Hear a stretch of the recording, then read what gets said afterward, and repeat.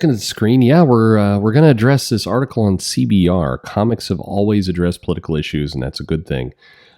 This is the argument that seems forever. Was it like Dark Side is? Arguments about comics and politics is. That's kind of how it's come down. But it feels like a lot of these arguments, and particularly a lot of the pushback in articles like this one, often feel like they're dancing around every bit of the point, but actually what's being said. So I'll grant you, a lot of the people have talked about they don't want politics in their comics, and what is the subhead here? Recently, comic fans have chased against a perceived wokeness and political mindedness in comics, but politics have proven integral to the medium. Sorry. Okay, first off, whenever you use the word "but" in a sentence, it means you're about to rebut what was said before. But if you look at these sentences, comic fans have chased against a perceived wokeness and political mindedness. Sorry, can't even read it, in comics. The next statement doesn't refute anything. It just gives an opinion. Politics has always been proven integral to the medium. Okay. What does that have to do against whatever this perceived wokeness and political mindedness? It's goofy. But anyway, a lot of these arguments come down to, nah, that's kind of how they are. That's the crux of the logic we're about to get. But let's see if it's a little bit different. Let's see the point. So, okay, right away, we're getting into any number of comment sections, streaming chats, and internet forums. Streaming chats. I don't know. That sounds kind of boomer, but okay. The same complaint about comics consistently repeated. Comic books are too political. Comics are now becoming a source of political power. I mean, yeah. I mean, as smaller companies go bankrupt, sure. That's some political power, right? Rather than one of bombastic entertainment. And then, okay, several Comicsgate-affiliated websites, publishers, and writers have denounced this direction in comics and begun publishing alternative comics that return to the basics of the medium. For what it's worth, I would respect this article a little bit more if the sentence actually wrote, several websites, publishers, and writers have denounced this direction in comics and have begun to create comics with the opposite politics. Because, no, I'm not saying that every, CG affiliate websites, publishers, and writers, I'm not saying that they're all doing political stuff. They're not. But, one thing that is happening is you're seeing kind of this counter programming taking place. There's this whole issue of the comic that was pulled off of Kickstarter. And I mean, that comic that was about the border guard who's going to track down and hunt fentanyl users. I mean, that's ripped out of today's news headlines. Now, is that political? I mean, apparently you can see it that way, but my point is, there's this whole bit is they've denounced it, and now we're going to say that actually politics are foundational in comics. That's what we're going to get to, because it ducks around the fact that the complaint, the source complaint, is not being identified properly here. It's being kind of basically said political. You're just saying political. The complaints of a lot of people around these politics, for what it's worth, and they kind of hit it on the subhead, but now they've wandered away from it. The complaint is not, hey, we don't like all these right-wing comics. That's not anybody's complaint. That's because there's not all these right-wing comics.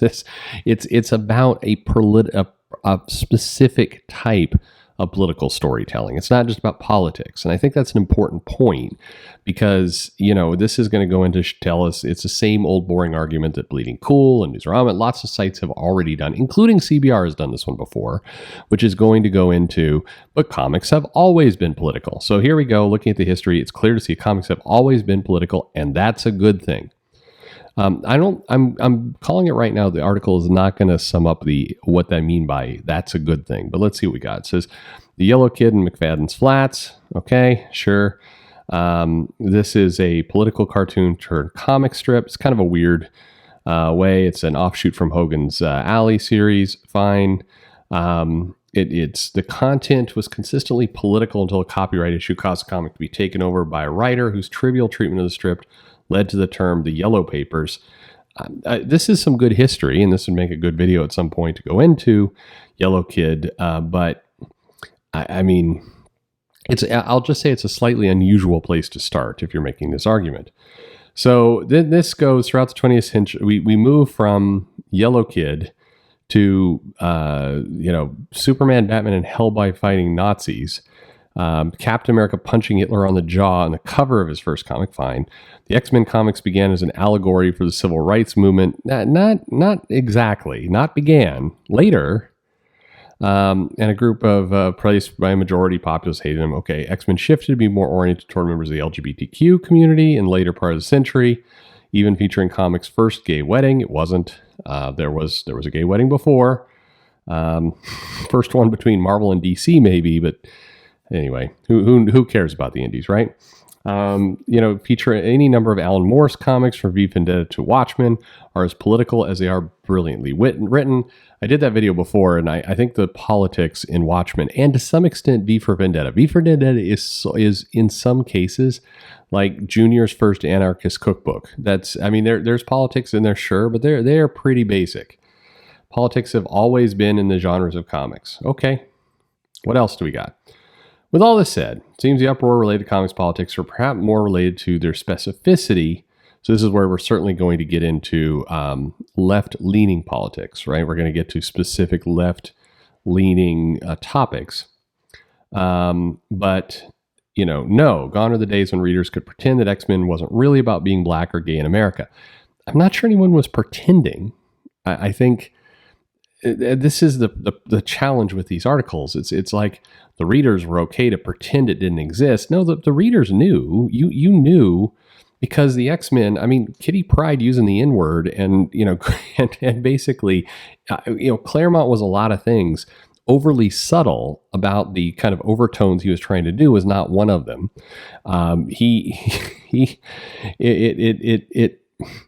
It's from author's notes to writers sharing on social media is simply coming out and saying what it all means. Comics no longer allows for the allegorical distance from reality. Son of Kal-El readers cannot deny the mistreatment of migrants in the comic that's supposed to mimic the real world. So it sounds like this article is kind of acknowledging the fact that the writing is more ham-fisted and less subtle and less thought-provoking, and instead of just kind of telling you what to think.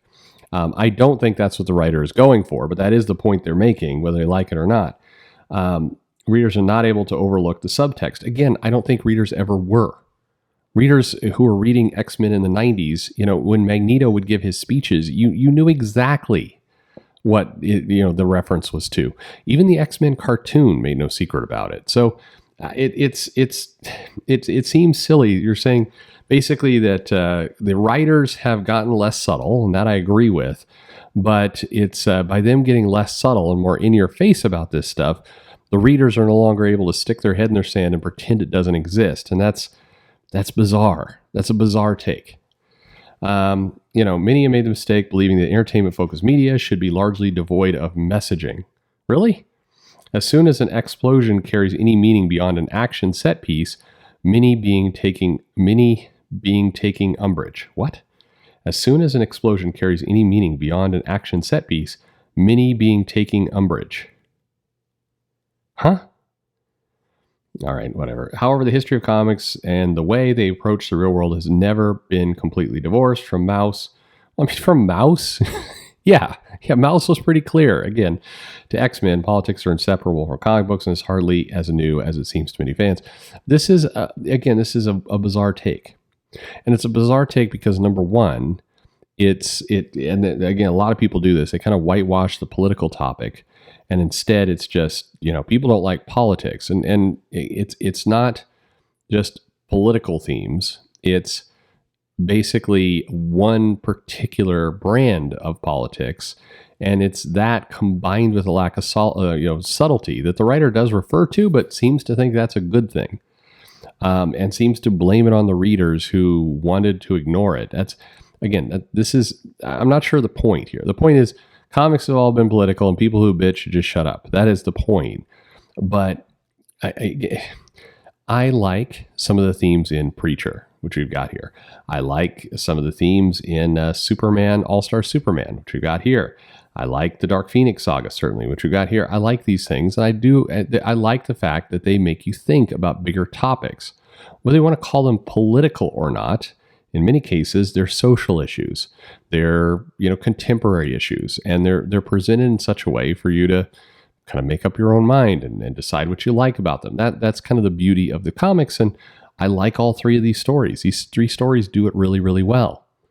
I think some of the stuff that's happened more modernly, or in a more modern times, are told goofy. They're not told as well. The subtlety and the great writing is gone. I pick on Alan Moore with The Watchmen for having just very, very entry-level politics, very basic level politics, but I'm not going to deny it's well written. It is well written. So, I mean, in that case, we're taking a more junior level of politics, but it's written in a good story that's presented with a lot of thought and meaning behind it, and as a result, you get a better outcome. I don't know. I mean, that to me is the thing. And again, a lot of people talk about this issue poorly, no doubt about it. They don't express themselves well with what they're talking about. But fundamentally, I'll bet if you really sat down and you talked to the people complaining, you would find that 9 out of 10 of them, the issue is that the politics are super thin and transparent. There is no thinking going on in the comics. The writer is just telling you what to think, and the ideas are are exclusively left wing. Well, actually almost, because as I mentioned before, some of the, I guess, CG books or I forget the CG part, some of the books that have come out, which are, quote unquote, the other side, they're often terrible, unless they're a parody, and there's been good parodies out there, but a lot of the comic books are like, we're going to show it from a right-wing perspective. It's just as nauseating. I think what people are asking for is you can't touch on any political topic. And by the way, this writer here, when talking about politics, talks more about social issues than politics. Nazis, LGBTQ rights. I mean, these are social issues. Labeling everything politics is as lazy as the people you're complaining about. All people want is some thought to these stories. That's all. So anyway, thanks for sending me this article. Superman writer Tom Taylor debunks claims John Kent's solo comic was canceled. Okay, how did he do that? Do we want to know? Oh, no, I do not want to disable my ad blocker. No. Okay, he basically not canceled. All right, that's how he did it. He said not canceled. Okay, fair enough. Oh, no, here's a tweet. Not canceled. John Kent solo title is being renamed to Adventure Superman John Kent. That is true. And John has an iconic Superman series. It is a limited series right now. As for sales, let's check on what the number one selling comic is on Amazon right now. Oh. Okay. Yeah, this is not, Taylor does this a lot, but but as we've shown, shall we go look at what is currently the number one comic? Let's see. This was, when was this? October 11th. Okay, well, it's definitely not going to be the number one seller now. October 12th, he did this. It's not worth going over there. But look, yes, when you put out a new trade, and this date is when this trade came out, the Immortal X-Men number 7 is out. Oh, this is a weird Amazon list as well. Okay, this is day of release, number 16. This is meaningless because the next day it's not there. So I don't know. If you're going to use Amazon charts, you have to go for the broader picture. You can't just look at what pops for a day. Whatever. All right. Well, there you go. Politics and comics. I do wish people could start talking about them with what they actually are. I think that would go a long ways.